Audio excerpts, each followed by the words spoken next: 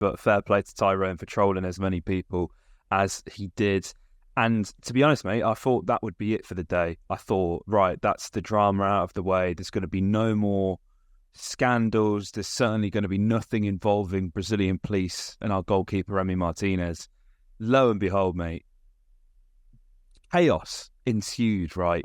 And I feel like, I don't know the reasons why the Brazilian police were kicking off with the Argentinian fans. I can only presume it's just because of the rivalry and there's something not right going on there with the police. I don't think there's ever an excuse for using that kind of force with fans. And as we've all seen from the pictures and videos, Argentinian players rush over to see what's going on. And old Dibu he's throwing haymakers. He's trying to protect his people, which is very admirable.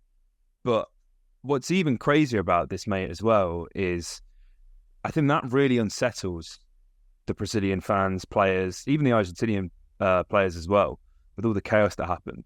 Because Argentina go on to win the game 1-0 and have caused Brazil to lose their first ever World Cup qualifying game on home soil, which is just absolutely crazy. And to think that all this happened before the game, it's sort of it's cast in the perfect backdrop. There's just absolutely remarkable. Dougie Luiz wasn't involved in the game, but I mean, Twitter was just a mess, man, for the past 24 hours. We have Tyrone and now this. Like, who said international breaks are boring? Who said that? I'm pretty sure I said it, but you definitely haven't, mate, have you? Nah, mate, not me. So it looks like, yes, there was some trouble behind one of the stands, which kicked off really during the national anthem. From pictures, it looks like there was no division between the Brazilian and the Argentina fans, which is always asking for trouble. It looks like there were some clashes between the fans during the national anthems, particularly, which prompted the police to charge at Argentina supporters. Some were using batons and stuff like that. Some really ugly scenes. And you can see Emi diving in, trying to grab one of the batons of the police. It is crazy, and it just goes to the extent to which Emi is so deeply invested in his country and what he's willing to do to protect the people and everything. It's pretty remarkable, really. But yeah, some pretty ugly scenes. There were big delays. Yeah, as you say, Argentina go on to get the dub. Dougie Luiz wasn't involved. I imagine he was watching from the bench what on earth is going on and what is my teammate doing? But yeah, big win for Argentina. Puts them top of that qualifying group. It's really interesting that you kind of bring up that statistic that, yeah, they've never lost a home qualifying game in Brazil. When they're sat in 6th in their qualifying group, down in 6th on 7 points. To put that in context, Argentina are top on 15. Between them, you've got Uruguay, Colombia, Venezuela, Ecuador. So Brazil have got some making up to do to get back up to the top of that qualifying group, no doubt. And hopefully they eventually do it, because who wants a World Cup without Brazil?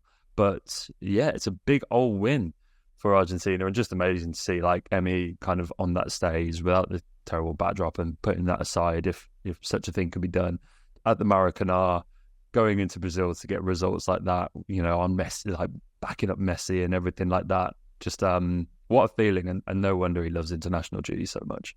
Absolutely, mate, absolutely. And actually, the game that happened before, you mentioned Uruguay. Uruguay beat Brazil, and they also beat Argentina in this break.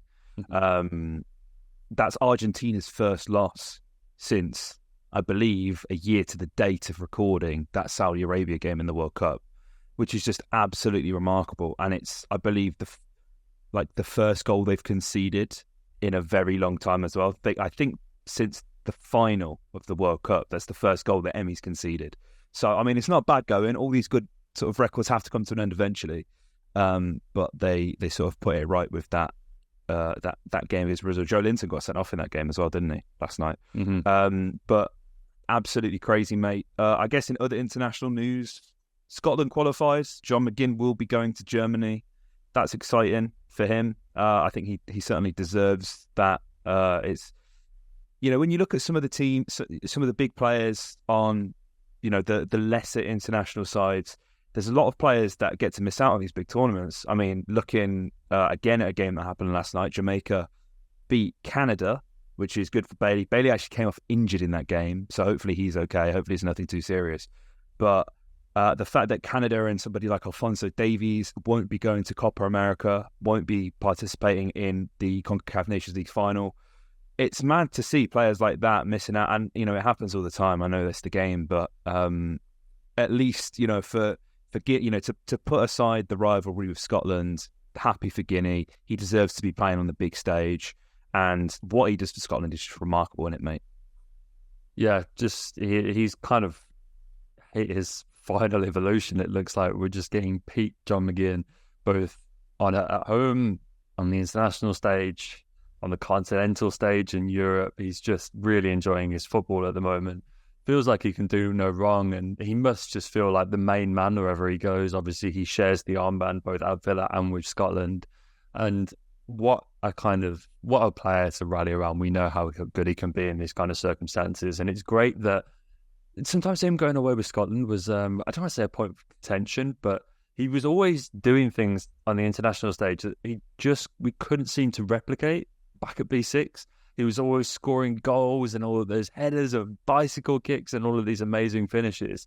And then I think he scored 2 goals for Villa last season.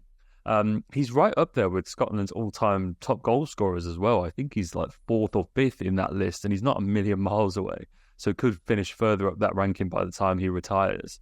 But yeah, Unai's clearly found the way to unlock him and use him as well as the managers up in Scotland have been doing. So yeah, it's always good to see Guinea going away and performing. And honestly, like I think it's genuinely good to see Scotland playing so well as well. I imagine they'll bloody some noses at the Euros next year. Yeah, I think so. It's funny because, like, what I don't understand, like, with obviously all the money, the infrastructure, all that is you know, specifically in England, right? But, you know, the United Kingdom, and you've got Ireland as well, with it being so close in proximity and with football being, you know, the sport that we play in the United Kingdom and Ireland, you would think that the other home nations would be better equipped than they have been for the longest time. It's not been the case. Obviously, they've produced wonderful players, but haven't had enough of them, I guess.